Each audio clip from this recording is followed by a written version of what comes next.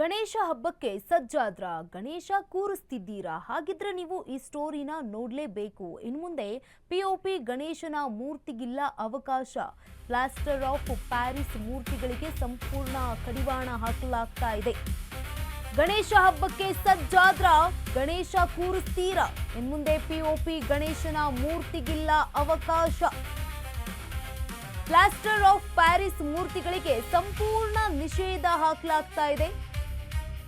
ಪರಿಸರ ಸ್ನೇಹಿ ಗೌರಿ ಗಣೇಶ ಮಣ್ಣಿನ ಮೂರ್ತಿ ಪೂಜೆಗೆ ಅವಕಾಶವನ್ನ ಕಲ್ಪಿಸಲಾಗ್ತಾ ಇದೆ.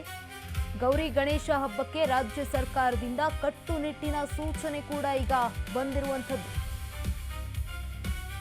ಗಣೇಶ ಹಬ್ಬಕ್ಕೆ ಸಜ್ಜಾಗಿರುವಂಥವ್ರು, ಗಣೇಶ ಕೂರಿಸ್ತಾ ಇರುವಂಥವ್ರು ಈ ಸ್ಟೋರಿ ನೋಡ್ಲೇಬೇಕು. ಯಾಕಂತಂದ್ರೆ ಪಿಒಪಿ ಗಣೇಶನ ಮೂರ್ತಿಗೆ ಅವಕಾಶ ಇಲ್ಲ ರಾಜ್ಯದಲ್ಲಿ. ಪ್ಲಾಸ್ಟರ್ ಆಫ್ ಪ್ಯಾರಿಸ್ ಮೂರ್ತಿಗಳಿಗೆ ಸಂಪೂರ್ಣ ನಿಷೇಧವನ್ನ ಹಾಕಿರುವಂಥದ್ದು ರಾಜ್ಯ ಸರ್ಕಾರ. ಪರಿಸರ ಸ್ನೇಹಿ ಗೌರಿ ಗಣೇಶ ಮಣ್ಣಿನ ಮೂರ್ತಿ ಪೂಜೆಗೆ ಅವಕಾಶವನ್ನ ಕಲ್ಪಿಸಲಾಗಿದೆ.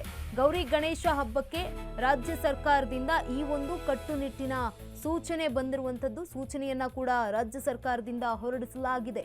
ರಾಜ್ಯದ ಎಲ್ಲರೂ ಏನು ಸಾರ್ವಜನಿಕರಿದ್ದೀರಿ ಅವರೆಲ್ಲರೂ ಕೂಡ ಗಮನಿಸಲೇಬೇಕಾದಂಥದ್ದು.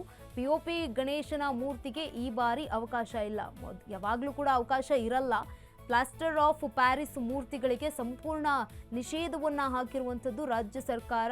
ಇನ್ನು ಪರಿಸರ ಸ್ನೇಹಿ ಗೌರಿ ಗಣೇಶನ ಮೂರ್ತಿಗೆ ಇಂದು ಪೂಜೆಗೆ ಅವಕಾಶವನ್ನ ಕಲ್ಪಿಸಲಾಗಿದೆ. ಗೌರಿ ಗಣೇಶ ಹಬ್ಬಕ್ಕೆ ರಾಜ್ಯ ಸರ್ಕಾರದಿಂದ ಈ ಒಂದು ಕಟ್ಟುನಿಟ್ಟಿನ ಸೂಚನೆ ಕೂಡ ಬಂದಿದೆ.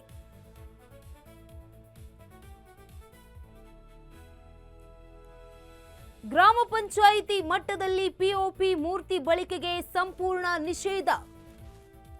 ಗ್ರಾಮೀಣಾಭಿವೃದ್ಧಿ ಇಲಾಖೆಗೆ ಸಚಿವ ಈಶ್ವರ್ ಖಂಡ್ರೆ ನಿರ್ದೇಶನ. ಗ್ರಾಮೀಣ ಭಾಗದ ಜಲಮೂಲಗಳು ಪರಿಸರ ರಕ್ಷಣೆಗೆ ನಿರ್ಧಾರವನ್ನ ಕೈಗೊಳ್ಳಲಾಗಿದೆ. ಜಲಮಾಲಿನ್ಯ ತಡೆ ಕಾಯ್ದೆ 1974 ಅಡಿ ವಿಸರ್ಜನೆಗೆ ನಿಷೇಧ. ಪಿಒಪಿ ಮೂರ್ತಿಗಳ ತಯಾರಿಕೆ, ದಾಸ್ತಾನು, ಮಾರಾಟಕ್ಕೂ ಕೂಡ ಕಡಿವಾಣವನ್ನ ಹಾಕಲಾಗ್ತಾ ಇದೆ. ರಾಜ್ಯ ಮಾಲಿನ್ಯ ನಿಯಂತ್ರಣ ಮಂಡಳಿ ನೆರವು ಪಡೆಯಲು ಸೂಚನೆಯನ್ನ ಕೂಡ ನೀಡಲಾಗಿದೆ ಈಗ ಸರ್ಕಾರದಿಂದ. ಗ್ರಾಮ ಪಂಚಾಯಿತಿ ಮಟ್ಟದಲ್ಲಿ ಪಿಒಪಿ ಮೂರ್ತಿ ಬಳಕೆಗೆ ಸಂಪೂರ್ಣ ನಿಷೇಧ.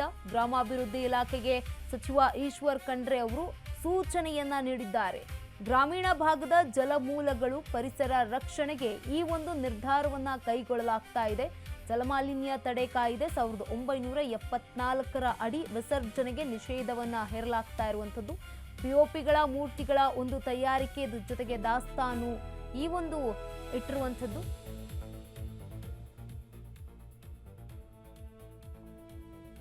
ಪರಿಸರ ಪ್ರಕೃತಿ ಸಂರಕ್ಷಣೆ ಮಾಡುವಂಥದ್ದು ನಮ್ಮೆಲ್ಲರ ಆದ್ಯ ಕರ್ತವ್ಯವಾಗಿದೆ.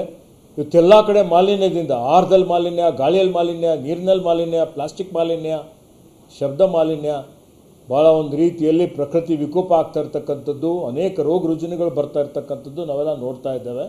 ಈ ಪಿಒಪಿ ಗಣೇಶ್ ಸ್ಥಾಪನೆ ಮಾಡೋದ್ರಿಂದ ಪಿಒಪಿ ನಾವೇನು ಮಾಡ್ತೀವಿ ಅಂದರೆ ಗಣೇಶ್ ವಿಸರ್ಜನೆ ಮಾಡ್ತೀವಿ. ಪಿಒಪಿ ನೀರಲ್ಲಿ ಹೋದರೆ ಆ ಪಿಒಪಿಯಲ್ಲಿರುವಂಥ ಏನು ಇವತ್ತು ನಾವು ಅದರಲ್ಲಿ ಕೆಮಿಕಲ್ ಇರುತ್ತೆ, ಆ ರಾಸಾಯನಿಕದಿಂದ ಆ ನೀರಿನಲ್ಲಿ ಸೇರ್ಪಡೆ ಆಗಿ ಜಲಚರಗಳು ಸಾವಿಗೀಡಾಗಿರುವಂಥದ್ದು ನಾವು ನೋಡಿದ್ದೇವೆ.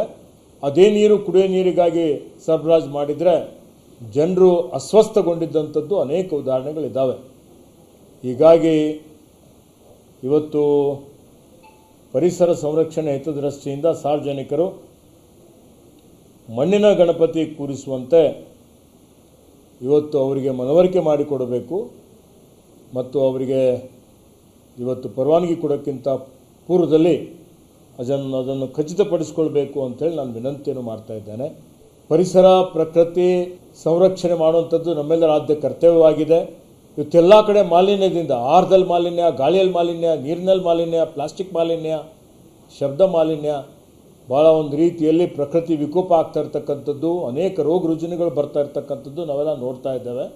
ಈ ಪಿಒಪಿ ಗಣೇಶ್ ಸ್ಥಾಪನೆ ಮಾಡೋದ್ರಿಂದ ಪಿಒಪಿ ನಾವೇನು ಮಾಡ್ತೀವಿ ಅಂದರೆ ಗಣೇಶ್ ವಿಸರ್ಜನೆ ಮಾಡ್ತೀವಿ.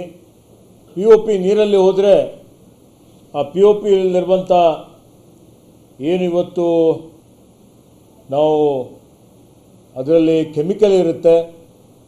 ಆ ರಾಸಾಯನಿಕದಿಂದ ಆ ನೀರಿನಲ್ಲಿ ಸೇರ್ಪಡೆ ಆಗಿ ಜಲಚರಗಳು ಸಾವಿಗೀಡಾಗಿರುವಂಥದ್ದು ನಾವು ನೋಡಿದ್ದೇವೆ.